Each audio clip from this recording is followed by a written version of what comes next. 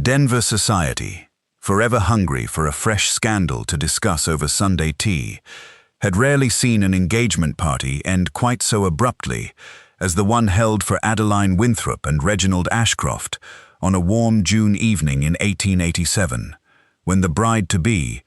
midway through accepting congratulations from her father's assembled business associates, set down her champagne glass with a steadiness that surprised even herself, walked directly out the mansion's front doors, and did not stop walking until the music and candlelight had faded entirely behind her. She had spent 3 months telling herself the arrangement was tolerable, that Reginald's coldness toward the household staff and his controlling insistence on managing every detail of her future were simply the manners of a busy man. And she had finally, standing in that glittering ballroom, surrounded by well-wishers, celebrating a match she increasingly understood to be a cage, run out of ways to lie to herself about it. She collided, quite literally, with Tate Callahan on the dark street 2 blocks from her father's mansion. A cattleman, freshly arrived in Denver to collect payment on a herd he'd driven up from New Mexico, leading his tired horse toward a livery, when a woman in an elaborate silk gown came around the corner at a dead run and nearly knocked them both into the gutter.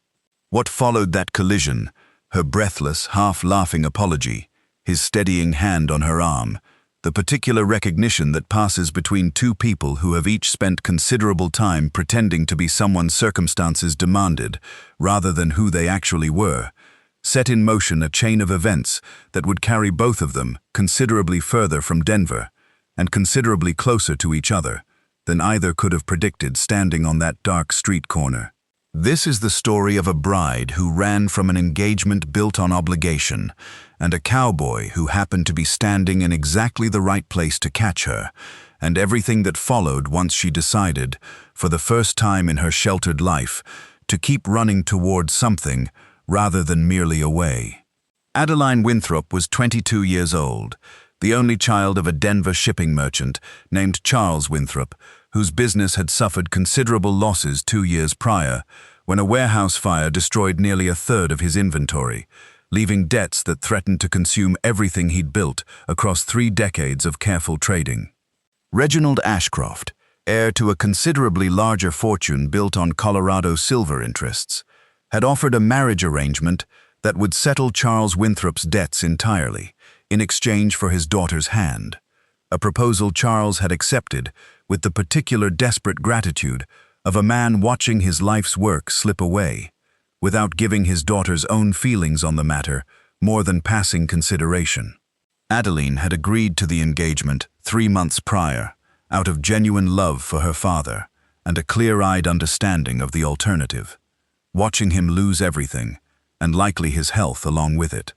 though she had told herself, in the early weeks, that Reginald's attentive courtship and generous gifts suggested a man she might eventually grow to care for, despite the arrangement's transactional origins. That hope had eroded steadily with each passing week, replaced by a mounting unease as she witnessed Reginald's treatment of servants who displeased him, his casual dismissal of her own opinions on any matter beyond wedding planning, and a controlling possessiveness that had begun manifesting in increasingly specific demands about which friends she could see and which conversations she was permitted to have unsupervised. She had confided her growing unease only once, to her closest friend Frances Pruitt, during a quiet afternoon visit 3 weeks before the party, and had been advised, gently but firmly, that most society marriages began as arrangements and grew into genuine affection over time, that Reginald's controlling manner likely masked simple nervousness about the responsibilities of marriage rather than any deeper flaw in his character. Adeline had wanted desperately to believe that reassurance, had repeated it to herself during every uncomfortable dinner and every dismissive comment Reginald made about her opinions, right up until the engagement party itself made such generous interpretations impossible to sustain any longer. The engagement party itself had been Reginald's idea entirely, a lavish demonstration of the match's social importance that Adeline had endured with a rising sense of suffocation she could no longer rationalize away. And it was watching Reginald speak to a young serving girl with open, casual cruelty over a spilled glass of wine, grabbing the girl's wrist hard enough to leave a mark, his voice dropping to a vicious register entirely unlike the charming tone he reserved for guests, promising the girl's dismissal without wages the moment the party concluded. The same cold contempt she'd begun to recognize as his true nature beneath the courtship's polish, that finally broke whatever remaining willingness she'd maintained to see the arrangement through. She had crossed the ballroom afterward on legs that felt disconnected from the rest of her, smiled through 3 more minutes of congratulations she could no longer stomach, and walked out the front doors the moment she judged no one was watching closely enough to stop her. Tate Callahan had spent 11 days driving cattle up from New Mexico territory through country that had tested every ounce of skill his 15 years in the saddle had taught him, and had arrived in Denver that evening with nothing on his mind beyond collecting his payment, finding a hot meal, and getting his exhausted horse settled at the nearest livery before he collapsed into whatever bed his earnings could afford. He had not expected, rounding the corner 2 blocks from a mansion lit up like Christmas morning, to find himself colliding with a woman moving at considerable speed in a gown clearly not built for running, and he caught her instinctively before either of them ended up in the street's gutter. "I do beg your pardon," Adeline said, breathless and, to Tate's considerable surprise, laughing rather than distressed. The particular giddy relief of someone who has just done something reckless and freeing after months of careful obedience. "I confess I wasn't watching where I was headed, only that I was headed away from that house as quickly as my legs would carry me." Tate studied her a long moment in the gaslight, taking in the fine silk gown clearly meant for exactly the kind of society gathering he'd never once attended, and the particular wildness in her expression that suggested whatever she was running from mattered considerably more than simple carelessness. "Ma'am, you're welcome to run wherever suits you," he said, steadying her properly on her feet. "Though I'd gently suggest a street corner at this hour isn't the safest destination for a lady dressed for a ballroom. Can I see you somewhere safe, at least, seeing as I seem to have interrupted your escape rather than helped it along?" Adeline looked back toward the mansion's distant glow, weighing the genuine kindness in the stranger's offer against every instinct, telling her she'd already caused enough scandal for one evening, and found herself, for reasons she couldn't fully articulate even to herself, considerably more inclined to trust this road-worn cattleman than she'd ever felt toward Reginald Ashcroft's polished courtship. Tate walked her to a modest hotel a few blocks distant, respectable enough for propriety, and quiet enough for the conversation Adeline found herself, somewhat to her own astonishment, wanting to have with a complete stranger rather than anyone from her own carefully curated social circle. Over coffee that neither of them particularly needed, she told him the whole account: her father's debts, Reginald's proposal disguised as rescue, the slow accumulating evidence of cruelty beneath his courteous exterior, and the exact moment watching him berate a serving girl that had finally shattered whatever willful blindness she'd maintained about the man she was contracted to marry. "I've spent 3 months telling myself I could learn to love him, or at least tolerate him, for my father's sake,"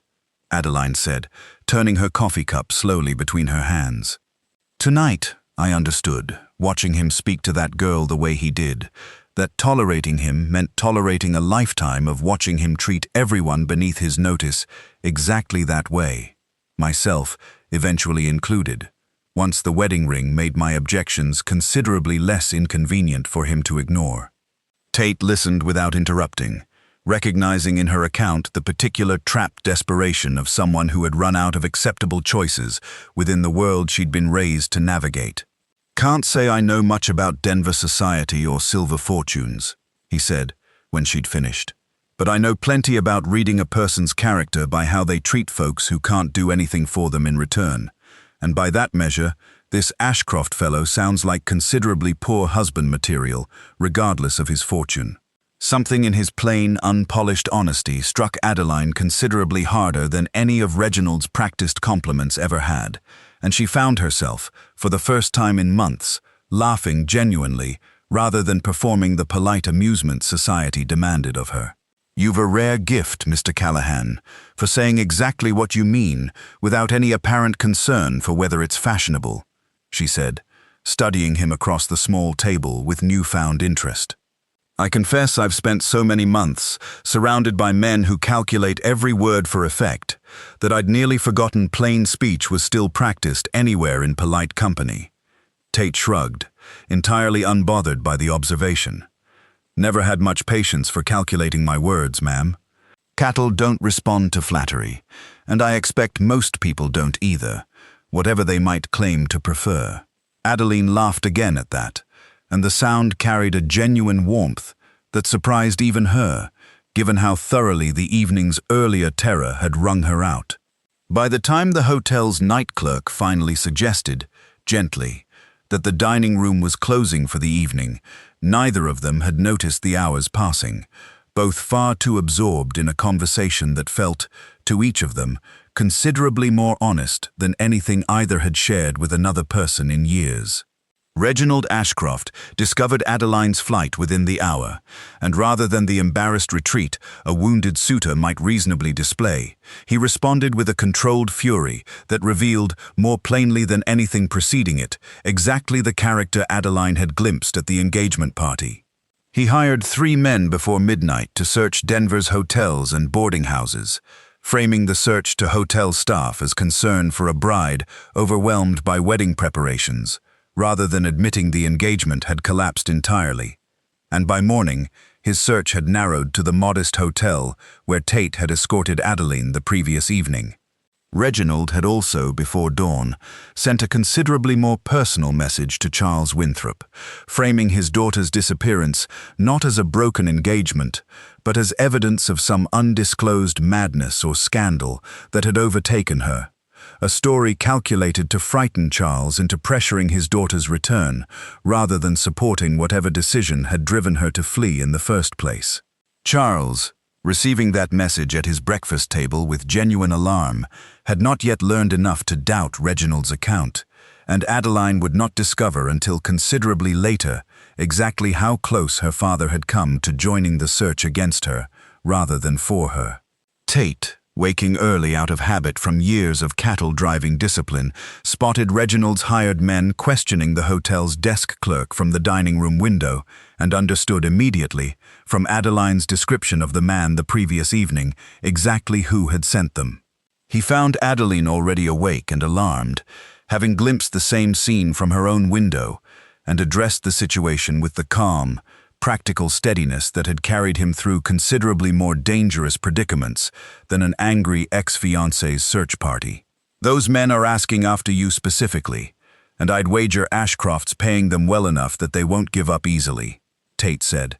"I've got a wagon and a fresh team headed south this morning to collect the rest of my cattle payment from a rancher outside Colorado Springs. You'd be welcome to ride along, if putting some distance between yourself and this city sounds better than waiting here to see how determined Ashcroft actually is." Adeline weighed the offer only briefly, understanding that whatever safety Denver's society had once represented had evaporated entirely the moment she'd walked out of that engagement party, and that the cattleman's plain, unhesitating offer of help carried more genuine reassurance than anything Reginald's polished world had provided in 3 long months. They left Denver before full daylight, Adeline having borrowed a plainer traveling dress from the hotel's sympathetic proprietress in exchange for the fine silk gown she no longer had any use for, and the 2 days' journey south toward Colorado Springs unfolded into something considerably warmer than the practical escape either of them had initially framed it as. Adeline, freed from the careful performance Denver society had demanded of her since childhood, found herself talking more openly with Tate than she had with anyone in years, asking genuine questions about cattle driving and frontier life, rather than the polite, disinterested small talk she'd perfected for her father's business associates. Tate, in turn, found himself sharing pieces of his own history he rarely offered strangers. A hard-scrabble childhood in Texas, a father who died young, leaving Tate to support younger siblings through years of difficult cattle work, and the particular loneliness of a life spent mostly on horseback, with little opportunity for the kind of settled companionship most men his age had already found. "Never much saw myself as husband material for anyone beyond another cattleman's daughter," he admitted on their second evening, watching the sunset paint the plains gold around their small camp. Certainly never pictured myself escorting a Denver merchant's daughter halfway across Colorado territory. Adeline studied him across their small fire, understanding with sudden clarity that whatever she'd believed herself owed by way of a suitable match, wealth, social standing, the particular polish Reginald had offered so convincingly, mattered considerably less than the plain, steady honesty sitting across from her now. "I find myself, Mr. Callahan, considerably less interested in suitable matches than I was 3 months ago," she said, "and considerably more interested in men who tell the truth, even when a comfortable lie would serve them better." Something passed between them in the firelight that neither rushed to name, though both understood, without needing the words spoken aloud, exactly what direction their careful friendship had begun to travel. They spoke long into that second night, trading stories of childhood and hardship with an ease that surprised them both, and Adeline found herself, somewhere in the small hours, admitting a fear she had never once voiced aloud to anyone in Denver.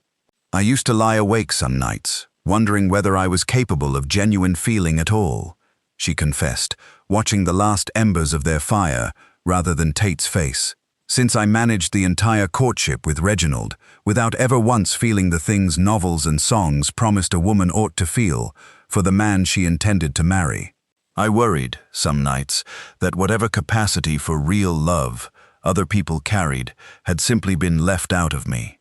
Tate reached across the small distance between them and took her hand, his grip warm and certain despite the night's growing chill. "Don't reckon that capacity was ever missing, Miss Winthrop," he said quietly.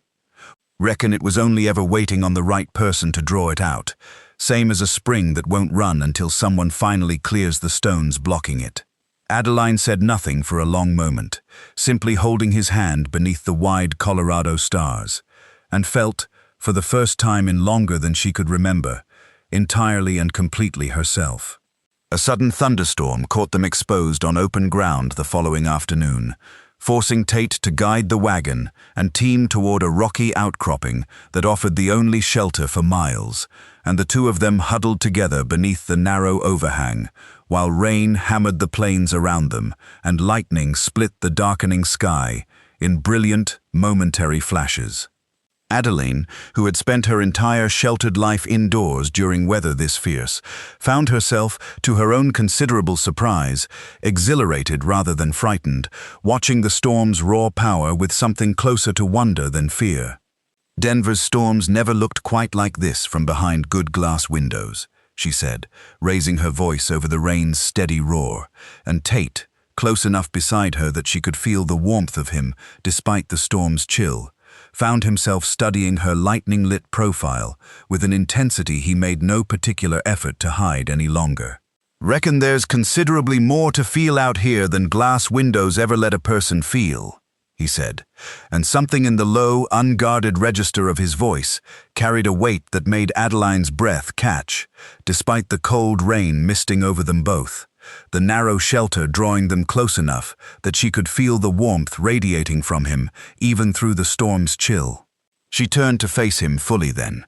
close enough in the narrow shelter that neither needed to raise their voice any longer, and found herself admitting something she had not fully articulated even to herself until that exact moment. "I have spent 3 months being courted by a man who never once made me feel anything beyond obligation," she said. "And I have known you 4 days, Tate Callahan, and find myself feeling considerably more in this storm than I felt during the entirety of that engagement." Tate reached up, slowly enough that she could have stopped him, and brushed a strand of rain-damp hair from her face, his hand lingering against her cheek with a tenderness that carried more devotion than any of Reginald's practiced words ever had. Neither of them spoke for a long moment after that, the storm raging around their small shelter, while something considerably gentler and more certain settled between them, and when he finally leaned down to kiss her, she met him halfway, entirely certain, for the first time in months, exactly what she wanted, rather than what circumstance demanded of her. Reginald's hired men caught up to them on the 3rd day, having tracked their route through a combination of bribed hotel staff and a genuinely impressive determination that Adeline had underestimated entirely, surrounding the wagon on an open stretch of road with the clear intention of returning her to Denver by whatever means proved necessary. Tate positioned himself between the wagon and the approaching riders without hesitation, understanding that whatever these men had been paid, they had not been paid enough to expect genuine resistance, and addressed their leader with the flat, unhurried authority of a man who had faced down considerably more dangerous threats than 3 hired toughs on a public road. This lady's traveling of her own free will, same as any citizen of this territory is entitled to do, Tate said, standing his ground with an unhurried steadiness that carried more genuine threat than any raised voice could have managed, his hand resting near enough to his rifle scabbard that the gesture registered without requiring further explanation. I'd think carefully before you try convincing a public road otherwise, seeing as there's a stage coming through within the hour, and considerably more witnesses than you'd likely prefer for whatever Ashcroft's instructed you to accomplish here. Adeline stepped down from the wagon before the confrontation could escalate further, addressing the leader directly with a composure that surprised even herself, given the circumstances. You may report to Mr. Ashcroft that I have broken our engagement entirely and permanently, and that any further pursuit will be reported to the territorial authorities as harassment, along with a full account of his treatment of household staff, that I'm quite prepared to make public should he continue this pattern, Adeline said, her voice carrying the particular steel she'd spent 3 months suppressing beneath polite obedience. I'd also remind you that kidnapping a woman against her stated wishes carries considerably more serious consequences than whatever fee Mr. Ashcroft has promised you for this errand. The hired men, weighing the public road, the approaching stage, and a target considerably less compliant than they'd been led to expect, exchanged uncertain glances and finally withdrew, reporting back to Reginald that the pursuit had proven more complicated than his fee justified. Their leader, a former Pinkerton agent named Gideon Trask, who had grown considerably less enthusiastic about the assignment with every mile of increasingly public road they'd covered, delivered his resignation to Reginald in person upon returning to Denver, informing him plainly that no fee justified the legal exposure of forcibly returning an unwilling woman against her stated wishes on a public thoroughfare. Reginald, incensed at the failure, but unwilling to risk the scandal a more aggressive pursuit might generate, especially with Adeline's threat of public testimony about his household conduct still hanging over him, made the calculated decision to abandon the chase entirely rather than risk further exposure. A decision that arrived not from any change of heart, but from the same cold, transactional reasoning that had defined his courtship from its very beginning. They reached Colorado Springs without further incident, and Tate completed his cattle business, while Adeline, in a letter she'd composed carefully over their remaining travel days, wrote to her father explaining everything: Reginald's true character, her own flight, and her intention to build a life considerably different from the one his desperate arrangement had planned for her. Charles Winthrop's reply, arriving 3 weeks later, carried more genuine relief than disappointment, along with the surprising news that Reginald's cruelty toward household staff had already become the subject of considerable Denver gossip once several former servants, emboldened by Adeline's public break, came forward with their own accounts. Charles's shipping business, rather than collapsing without Reginald's promised settlement, found new footing through a partnership Charles negotiated independently over the following months, freeing Adeline from any lingering guilt that her broken engagement had ruined her father's fortunes. She settled instead into a life alongside Tate, on a modest spread outside Colorado Springs, learning ranch work with the same determined curiosity she'd once applied to Denver's social expectations, mastering the milking, the mending, and eventually the horsemanship that had once seemed as foreign to her as another language entirely, and finding, in the plain, honest rhythm of that life, a satisfaction considerably deeper than anything the city's glittering ballrooms had ever offered her. Tate married her that same autumn, in a small ceremony attended by little more than a handful of neighboring ranch families, and Charles Winthrop himself, a stark and welcome contrast to the lavish spectacle Reginald had once planned, and Adeline wore a simple dress of her own sewing rather than any silk gown, understanding fully, by then, exactly how much more genuine happiness could be found in simplicity freely chosen than in splendor imposed upon her by someone else's calculations. "I think back sometimes on that engagement party," Adeline said one evening, watching the Colorado sunset from their own porch, rather than a stranger's borrowed hotel room, "and I understand now that running from that house wasn't really about escaping Reginald at all. Not entirely. It was about finally running toward something honest, even though I had no earthly idea what that honesty would look like until I collided with you on that street corner." Tate drew her close against the evening chill, understanding exactly what she meant, having spent his own solitary years never quite believing settled happiness was meant for a man like him. "Reckon we both ran toward something neither of us expected to find," he said, "though I can't say I've ever been more grateful for a woman running headlong into me in the dark."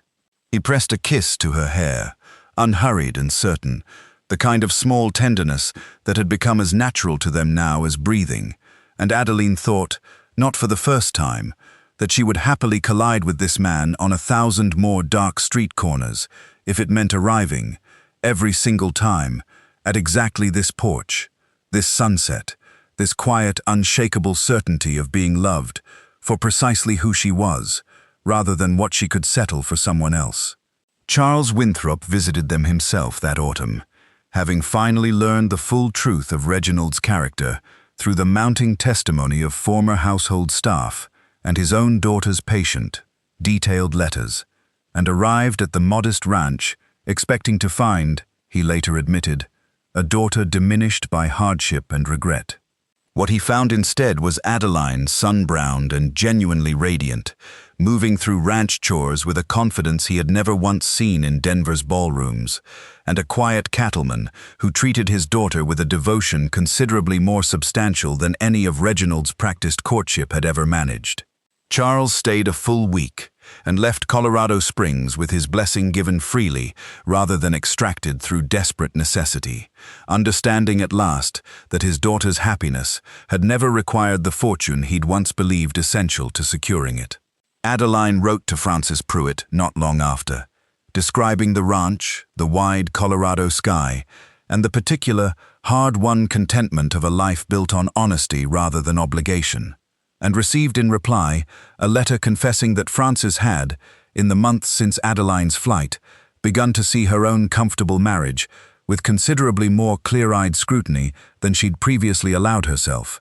admitting that her friend's courage had quietly unsettled assumptions she had never before thought to question. Adeline kept that letter folded inside the same modest writing desk, where she now managed her and Tate's small but growing household accounts, a quiet reminder of exactly how far she'd traveled, not merely the physical distance from Denver to Colorado Springs, but the far greater distance from a woman who had nearly convinced herself that obligation and love were the same thing, to a woman who understood, now, precisely how different they truly were, and who intended never again to mistake one for the other. And when Adeline laughed at Tate's plain, unpolished declaration that evening, warm and entirely unguarded, the whole Colorado evening seemed to settle around them into exactly the kind of steady, hard-won peace that two people who had each chosen honesty over comfortable obligation had finally, together, earned.